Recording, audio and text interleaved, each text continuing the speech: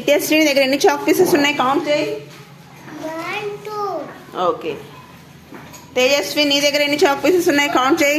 1 2 3. So మీ ఇద్దరి దగ్గర ఉన్న చాక్ పీస్ని ఇప్పుడు కలిపేద్దాము.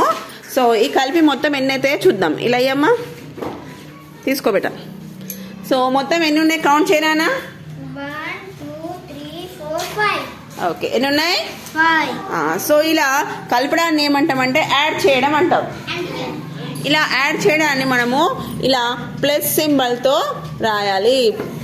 యాడ్ చేయడాన్ని ఏమంటాం అడిషన్ అంటాం. సో ఈ అడిషన్ని మనము ఇలా ప్లస్ సింబల్తో గుర్తించాలి. సరేనా. ఇప్పుడు ఎన్ని ఉన్నాయి బిడ్డ మొత్తం 1 2 3 4 5. ఓకే ఇక్కడ రాద్దామా 5. 1